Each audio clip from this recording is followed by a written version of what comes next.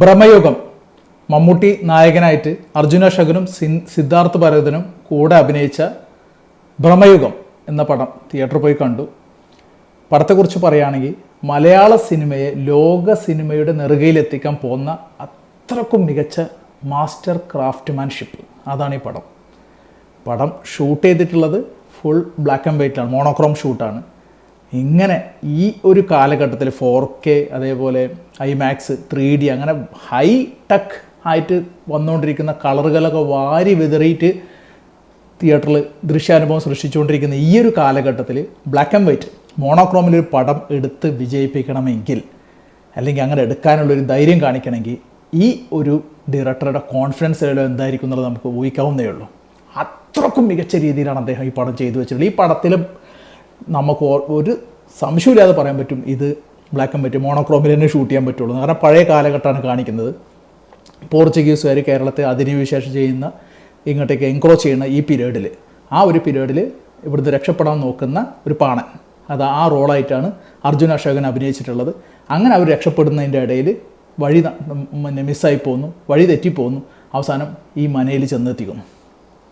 മനയിലുള്ള ദുർമന്ത്രവാദിയായിട്ടുള്ള കൊടുമൺ പോറ്റി എന്ന ക്യാരക്ടറാണ് മമ്മൂട്ടി അഭിനയിക്കുന്നത്. മമ്മൂട്ടിയുടെ ഒരു കുശിനിക്കാരൻ കുക്കായിട്ട് അഭിനയിക്കുന്നതാണ് സിദ്ധാർത്ഥ് ഭരതൻ. അപ്പോൾ ആ വീട്ടിൽ അകപ്പെട്ട് കഴിഞ്ഞാൽ അവിടെ നിന്ന് നടക്കുന്ന സംഭവ വികാസങ്ങൾ, അതാണ് ഈ പടത്തിൻ്റെ ഇതിവൃത്തം. പടത്തെക്കുറിച്ച് പറയുകയാണെങ്കിൽ അത്രക്കും പെർഫെക്റ്റായിട്ട് ഇതിനകത്തുള്ള മേക്കിംഗ് അവർ ചെയ്തു വെച്ചിട്ടുണ്ട്. പടം BGM ആണ് ഈ പടത്തിൻ്റെ ഒരു ഏറ്റവും ഇമ്പോർട്ടൻറ്റ് ഫാക്ടർ. പിന്നെ സിനിമാറ്റോഗ്രാഫി മികച്ച രീതിയിൽ തന്നെ ചെയ്തു വെച്ചിട്ടുണ്ടെന്നുള്ള കാര്യത്തിൽ ഒരു സംശയവുമില്ല. ഇത് രാഹുൽ സദാശിവൻ തന്നെയാണ് ഇതിൻ്റെ കഥ, തിരക്കഥ, അതേപോലെ ഇതിൻ്റെ സ്ക്രീൻ പ്ലേ ചെയ്തിട്ടുള്ളത്. ഡയലോഗിൻ്റെ ഒരു മെയിൻ പാർട്ടും അദ്ദേഹം തന്നെ ചെയ്തിട്ടുള്ളത്. ഡിറക്ഷൻ അദ്ദേഹത്തിൻ്റെ കഴിവ് നമുക്കറിയാവുന്നതാണ്. ഭൂതകാലം എന്ന് പറഞ്ഞ പടത്തിൽ രേവതി, അതേപോലെ നമ്മളുടെ ഷെയ്ൻ നിഗം അഭിനയിച്ചിട്ടുള്ള ഭൂതകാലം എന്ന പടത്തിൽ അദ്ദേഹത്തിൻ്റെ കഴിവൊക്കെ നമ്മൾ കണ്ടതാണ്. ഈ പടത്തിനെ കുറിച്ച് പറയുകയാണെങ്കിൽ ഇതിനകത്ത് മമ്മൂട്ടി എന്ന നടൻ്റെ അഴിഞ്ഞാട്ടം തന്നെയാണ്. അത്രക്കും മികച്ച രീതിയിൽ അദ്ദേഹം പല മാനറിസങ്ങൾ കൊണ്ടുവന്നിട്ടുണ്ട്. ശൃംഗാര ഭാവങ്ങളാണ് ശരി, സെൻറ്റിമെൻറ്റ്സ് ഭാവങ്ങളാണ് ശരി, അതേപോലെ തന്നെ രൗദ്ര ഭാവങ്ങളാണ് ശരി, ടെറർ ഫീലിംഗ് കിട്ടുന്ന രീതിയിലുള്ള ഭാഗങ്ങളാണ് ശരി, അതേപോലെ തന്നെ ഓർഡറിങ്, അതായത് ഒരാളെ കൽപ്പിക്കുന്ന രീതിയിലുള്ള കാര്യങ്ങൾ, അങ്ങനത്തെ ഓരോരോ ചെറിയ ഇമോഷൻ സീൻസ് വരെ മമ്മൂട്ടി വളരെ പെർഫെക്റ്റായിട്ട് സ്ക്രീനിൽ കൊണ്ടുവന്നിട്ടുണ്ട്. അദ്ദേഹത്തിൻ്റെ സ്ക്രീൻ പ്രസൻസ് പടത്തിനകത്തുള്ളത് അത് പ്രത്യേക അടിവരായിട്ട് പറയേണ്ട ഒരു കാര്യം തന്നെയാണ്. അത്രക്കും മികച്ച രീതിയിൽ ഈ പടം അദ്ദേഹം ചെയ്തു വെച്ചിട്ടുണ്ട്. നമുക്കറിയാം പണ്ടത്തെ കാലത്ത് നമ്മളുടെ ലാലേട്ടൻ ശ്രീകൃഷ്ണ പരന്തു എന്ന് പറഞ്ഞ പടം ചെയ്തിട്ടുണ്ട്. ഇതേപോലെ തന്നെയുള്ള ഒരു ദുർമന്ത്രവാദം അതിനായിട്ട് റിലേറ്റ് ചെയ്തിട്ടുള്ള ഒരു പടമായിരുന്നു അത്. ഈ ബ്ലാക്ക് മേജർ റിലേറ്റഡ് ആയിട്ടുള്ള പടങ്ങൾ ഒരുപാട് കാലത്തിന് ശേഷമാണ് ഇപ്പോൾ മലയാളത്തിൽ വരുന്നത്. അഥർവം മമ്മൂട്ടി ചെയ്തു വെച്ചിട്ടുണ്ട്. പക്ഷേ അത് ത്രൂ ഔട്ട് അങ്ങനെ ഒരു ഫീലും നമുക്ക് കിട്ടുന്ന രീതിയിലൊരു പടമായിരുന്നില്ല. പക്ഷേ ഈ ഒരു പടം അത് പെർഫെക്റ്റ് ആയിട്ട് തന്നെ ചെയ്തു വെച്ചിട്ടുണ്ട്. മേക്കിംഗ് ആണെങ്കിലും ശരി, അതിൻ്റെ കഥയാണെങ്കിലും ശരി, അതിൻ്റെ ഡയലോഗാണെങ്കിലും ശരി, ഓരോരോ ചെറിയ സീനുകൾ വരെ വളരെ ഇമ്പോർട്ടൻ്റ് ആണ് പടത്തിനകത്ത്. നല്ല രീതിയിലുള്ള ബാക്ക്ഗ്രൗണ്ട് മ്യൂസിക് വെച്ചിട്ട് BGM വെച്ചിട്ട് ഇതിനെ കോംപ്ലിമെൻറ്റ് ചെയ്തു വെച്ചിട്ടുണ്ട്. അത്രക്കും നല്ല രീതിയിൽ തന്നെ ഇതിനെ സ്കോർ ചെയ്യാനായിട്ട് അവർക്ക് കഴിയും ചെയ്തിട്ടുണ്ട്. നൈറ്റ് ഷിഫ്റ്റ് സ്റ്റുഡിയോസ് അതേപോലെ തന്നെ വൈറ്റ് നോട്ട്, ഇവർ രണ്ടുപേരും കൂടെ ചേർന്നാണ് ഈ പടം പ്രൊഡ്യൂസ് ചെയ്തിട്ടുള്ളത്. വലിയൊരു ഹ്യൂജ് പ്രൊഡക്ഷൻ ബാനർ തന്നെയാണ്. അപ്പോൾ അത് മമ്മൂട്ടിനെ പോലുള്ളൊരു ആക്ടറെ ഒരു നെഗറ്റീവ് റോള് ചെയ്യിപ്പിക്കുക, അതേപോലെ തന്നെ വളരെ ഒരുപാട് എഫേർട്ട് എടുത്തിട്ട് നല്ല രീതിയിൽ ഇത് തിയേറ്ററിൽ പ്രേക്ഷകർക്ക് കൊടുക്കാൻ പാകത്തിൽ ചെയ്തു വെക്കുക, ഇതൊക്കെയെന്ന് പറഞ്ഞു കഴിഞ്ഞാൽ ആ ഡയറക്ടർ ബ്രില്യൻസ് എന്ന് തന്നെ നമുക്ക് പറയേണ്ടി വരും. പടത്തിൻ്റെ കഥ പറയുകയാണെങ്കിൽ ബേസിക്കലി ഇതൊരു ബ്ലാക്ക് മാജിക് റിലേറ്റഡ് സംഭവം തന്നെയാണ്.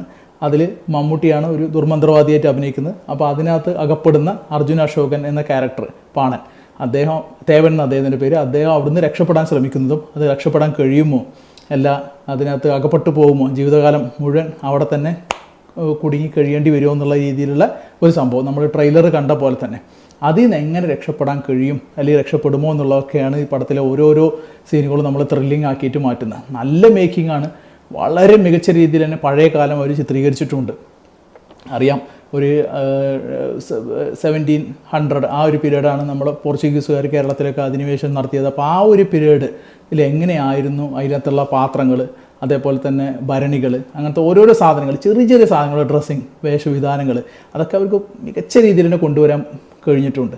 ഇത് എന്തായാലും മോണോക്രോം അഥവാ ബ്ലാക്ക് ആൻഡ് വൈറ്റിൽ തന്നെയാണ് ഷൂട്ട് ചെയ്യേണ്ടിയിരുന്നത് എന്നുള്ളത് പടം കണ്ട് നമുക്ക് ഇറങ്ങുമ്പോൾ മനസ്സിലാവും. കാരണം ഈ പടം ഇത് വേറെ രീതിയിൽ ഇത് എടുക്കാൻ പറ്റില്ല. വേറെ രീതിയിൽ എടുത്തു കഴിഞ്ഞാൽ, അതായത് ഒരു കളർ ഫിലിമായിട്ട് ഇത് എടുത്തു കഴിഞ്ഞാൽ ഒരിക്കലും നമുക്കത് ഫീല് കിട്ടില്ല. വളരെ മികച്ച BGM, വളരെ നല്ല അഭിനേതാക്കൾ, മമ്മൂട്ടിയുടെ അഴിഞ്ഞാട്ടം തന്നെയാണ് പടത്തിനകത്തുള്ളത്.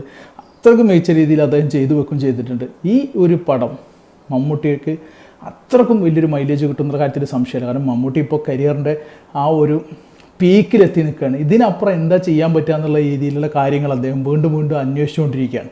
അപ്പോൾ ഓരോ പടങ്ങളിലും അദ്ദേഹം തേച്ച് മിനുക്കി പുതിയ കാര്യങ്ങൾ, കാര്യങ്ങൾ പരീക്ഷിച്ചുകൊണ്ടിരിക്കുന്നതിൻ്റെ ഭാഗമായിട്ട് ഈ ഒരു റോള് കൂടെ തന്നെ അദ്ദേഹം ചെയ്തു എന്നുള്ളതാണ് മനസ്സിലാവുന്നത്. വെറുതെ ഒരു വെറൈറ്റി റോൾ ചെയ്ത മാതിരി ആയിട്ട് തോന്നുന്നില്ല. കാരണം ഈ പടത്തിൻ്റെ ത്രൂ ഔട്ട് അദ്ദേഹത്തിൻ്റെ സിനിമയുടെ തുടക്കം മുതൽ ഒടുക്കം വരെ തന്നെ ത്രൂ ഔട്ട് സിനിമക്കകത്ത് അദ്ദേഹം ഉണ്ട് താനും നിറഞ്ഞു നിൽക്കുന്നുണ്ട്. അദ്ദേഹത്തിൻ്റെ ആ ഒരു സ്ക്രീൻ പ്രസൻസ് ഗംഭീരം തന്നെയാണ്, പറഞ്ഞറിയിക്കേണ്ടത് തന്നെയാണ്. ഏജിലും അദ്ദേഹം വേറെ ആളെക്കാട്ടിലും, ഇപ്പോഴത്തെ യുവതാരങ്ങളെക്കാട്ടിലൊക്കെ എത്രയോ മുകളിലാണ് അദ്ദേഹത്തിൻ്റെ കഴിവും. അതേപോലെ തന്നെ അദ്ദേഹത്തിൻ്റെ ആ സ്ക്രീൻ പ്രസൻസ് എന്നുള്ള കാര്യം നമുക്ക് ഒരുപാട് സന്തോഷം തരുന്ന കാരണം വേറൊന്നുമല്ല, ഈ ഒരു പടം, ഈ ഒരു ഭ്രമയുഗം എന്ന് പറഞ്ഞ പടം ഒരു സംശയമില്ലാതെ നമുക്ക് പറയാൻ പറ്റും ഇന്ത്യൻ സിനിമയെ ലോക സിനിമയുടെ ആ ഒരു പൊസിഷനിലേക്ക്, ആ നിലവാരത്തിലേക്ക് എത്തിക്കാൻ പ്രാപ്തമായിട്ടുള്ള രീതിയിലുള്ള പടമാണെന്നുള്ള കാര്യത്തിൽ ഒരു സംശയവുമില്ല. വളരെ മികച്ച റിസൾട്ടാണ് ഇതിനകത്തുള്ള ഓഡിയൻസ്, കണ്ടിറങ്ങിയിട്ടുള്ള ഓഡിയൻസ് ആണെങ്കിലും ശരി, നിരൂപകരാണെങ്കിലും ശരി, അന്യഭാഷ സംവിധായകരെ പോലുള്ള, നമ്മളെ ശെൽവരാഗനെ പോലുള്ള ഡയറക്ടേഴ്സ്, അവരൊക്കെ പറയുന്നതെന്ന് വെച്ചാൽ മമ്മൂട്ടിയുടെ ഡൈഹാർഡ് ഫാനാണ് അവരൊക്കെയെന്ന് പറയുന്നത്. അപ്പോൾ അത്രക്കും അവർക്ക് ഈ പടത്തിനെക്കുറിച്ച് നല്ല അഭിപ്രായം മാത്രമേ പറയാനുള്ളൂ. നിങ്ങൾക്കിത് തിയേറ്ററിൽ പോയിട്ട് തന്നെ കാണാം, തിയേറ്ററിൽ പോയിട്ട് തന്നെ എക്സ്പീരിയൻസ് ചെയ്യേണ്ട ഒരു പടമാണെന്നുള്ള കാര്യത്തിൽ സംശയമില്ല. ഒരു മസ്റ്റ് വാച്ച് തിയേറ്റർ മൂവിയാണ് ഈ ഭ്രമയുഗം എന്നുള്ളത്. ഇത് ഇങ്ങനത്തെ ഒരു പടങ്ങൾ എന്ന് പറഞ്ഞാൽ ലൈഫ് ടൈമിൽ, നമ്മളൊക്കെ ലൈഫ് ടൈമിൽ വല്ലപ്പോഴും മാത്രമേ വീണ് കിട്ടുള്ളൂ. പ്രത്യേകിച്ച് മലയാള സിനിമകളിൽ ഇങ്ങനത്തെ പടങ്ങളൊക്കെ അപൂർവം, വളരെ അപൂർവമായിട്ടാണ് ഈ ഇങ്ങനത്തെ ഒരു കഥയും അതേപോലെ തന്നെ ഇങ്ങനത്തെ ഒരു മേക്കിങ്ങും പിന്നെ ഇത്രയും നല്ല ആക്ടേഴ്സിനെ വെച്ചിട്ടൊക്കെ അവർക്ക് എടുക്കാൻ പറ്റുന്ന രീതിയിലുള്ള സംഭവങ്ങൾ ലൈഫ് ടൈമിൽ തന്നെ നമുക്ക് കിട്ടുക എന്ന് പറഞ്ഞാൽ വലിയ അത്ഭുതമാണ്. കാരണം നമുക്കൊരു സംശയമില്ലാതെ പറയാൻ പറ്റും, ശ്രീകൃഷ്ണ പരുന്തു എന്ന പടം, പണ്ട് ലാലേട്ടൻ ചെയ്ത പടം, അങ്ങനെ ഒരു പടം, അതൊരു ക്ലാസിക് ഹിറ്റായിരുന്നു മലയാളത്തിൻ്റെ. അത് ഇപ്പോഴും അത് കാണുമ്പോൾ അത്രക്കും നമുക്ക് ത്രില്ല് തോന്നുന്ന രീതിയിലുള്ള ശ്രീകൃഷ്ണ പരുന്തു മൂവി, അങ്ങനത്തെ രീതിയിൽ അല്ലെങ്കിൽ അതിനേക്കാട്ടിലും മികച്ച രീതിയിൽ ഈ കാലഘട്ടത്തിലെ ടെക്നോളജി മാക്സിമം യൂട്ടിലൈസ് ചെയ്തിട്ട്, മാക്സിമം എക്സ്പ്ലോയിറ്റ് ചെയ്തിട്ട് ഒരുപാട് നല്ല ആക്ടേഴ്സിനെ അവർക്ക് കൊണ്ടുവരാൻ പറ്റിയിട്ട്, അതായത് സിദ്ധാർത്ഥ ഭരതനാണെങ്കിലും ശരി, അർജുന അശോകനാണെങ്കിലും ശരി, പിന്നെ മണികണ്ഠൻ ആചാര്യ, അങ്ങനെ ഉള്ള ഈ ആൾക്കാരൊക്കെ എന്ന് പറഞ്ഞു കഴിഞ്ഞാൽ നല്ല രീതിയിൽ തന്നെ അവർ നടിച്ചിട്ടുണ്ട്. കൂടാതെ മമ്മൂട്ടി പടത്തിനകത്ത് നിറഞ്ഞ് ഇങ്ങനെ നിൽക്കുകയാണ്. അപ്പോൾ ആ രീതിയിലുള്ള ഒരു പടം നമുക്ക് നമ്മളെ ലൈഫ് ടൈമിൽ കിട്ടുക എന്ന് പറഞ്ഞാൽ തന്നെ വലിയൊരു സംഭവമാണ്, വലിയൊരു ഭാഗ്യമാണ്. ഇങ്ങനെയൊക്കെ നമ്മളെ ലൈഫ് ടൈമിൽ കിട്ടുന്നത് തന്നെ വലിയ അപൂർവമായിട്ട് സംഭവിക്കുന്ന കാര്യങ്ങളാണ്. അപ്പോൾ അത് മാക്സിമം നമ്മൾ തിയേറ്ററിൽ പോയിട്ട് തന്നെ കണ്ടിട്ട് അതിൻ്റെ ഫുൾ എക്സ്പീരിയൻസ് ചെയ്യുകയാണ് വേണ്ടത്. ഒരിക്കലും ഇത് OTT റിലീസ് ചെയ്യാൻ വേണ്ടിയിട്ട് വെയിറ്റ് ചെയ്യരുത്, ഒന്നും നമുക്ക് ഫീൽ ചെയ്യില്ല. കാരണം എന്താണെന്ന് വെച്ചാൽ ഇത് എന്തായാലും തിയേറ്ററിൽ നിന്ന് തന്നെ കണ്ട് മനസ്സിലാക്കേണ്ട, എൻജോയ് ചെയ്യേണ്ട രീതിയിലുള്ള മൂവിയാണ്. കുട്ടികളെ കൂട്ടി കൊണ്ടുപോകണമെങ്കിൽ തെറ്റില്ല, പക്ഷേ കുട്ടികൾക്ക് ഒരു 10 വയസ്സിൻ്റെ ചോടുള്ള കുട്ടികൾക്ക് എത്രമാത്രം അത് എൻജോയ് ചെയ്യാൻ പറ്റും എന്നുള്ള കാര്യം നമുക്ക് പറയാൻ കുറച്ച് പ്രയാസമാണ്. അതുകൊണ്ട് തന്നെ അത് കുറച്ചൊരു ബുദ്ധിമുട്ടായിരിക്കും, അവർക്ക് ഒരു പാലറ്റബിൾ ആയിരിക്കും, അവർക്ക് ദഹിക്കുന്ന രീതിയിലുള്ള പടമായിരിക്കും എന്നുള്ള കാര്യത്തിൽ തോന്നുന്നില്ല. പക്ഷേ ഈ പടം നമുക്ക് നിസ്സംശയം പറയാം, നമുക്ക് യങ്സ്റ്റേഴ്സിനാണ് ശരി, ഒരു മിഡിൽ ഏജ് ആൾക്കാർക്ക്, ഓൾഡ് പോപ്പുലേഷനാണ് ശരി, ഒരുപാട് ഇഷ്ടപ്പെടുന്ന രീതിയിലുള്ള പല കാര്യങ്ങൾ ഈ പടത്തിനകത്തുണ്ട്. നമുക്ക് ഈ ഒരു പടം മമ്മൂട്ടി തന്നതിന്, രാഹുൽ സദാശിവൻ തന്നതിന്, അതിൻ്റെ പ്രൊഡ്യൂസേഴ്സ് തന്നതിന് ഒരുപാട് നന്ദി അവരോട് പറയാനുള്ളതാണ് എനിക്കുള്ളത് തോന്നുന്നത്. കാരണം അത്രക്കും നല്ല രീതിയിലുള്ള ഒരു പ്രൊഡക്റ്റാണ് അവർ നമുക്ക് തന്നത്. ആ ഒരു കോൺഫിഡൻസ് ആയിരിക്കണം അവരെ കൊണ്ട് ഈ ഒരു പടം മോണോക്രോമിൽ, അതായത് ബ്ലാക്ക് ആൻഡ് വൈറ്റിൽ എടുക്കാനും അത് ഡിസ്ട്രിബ്യൂട്ട് ചെയ്യാനുമുള്ള കോൺഫിഡൻസ് അവർക്ക് കൊടുത്തത്. എന്തായാലും ഈ പടത്തിൻ്റെ ഒരു സ്കോർ പറയുകയാണെങ്കിൽ ഒരു 9.5 ഔട്ട് ഓഫ് 10, ഒരു മസ്റ്റ് തിയേറ്റർ വാച്ച് മൂവിയാണ് ഭ്രമയുഗം.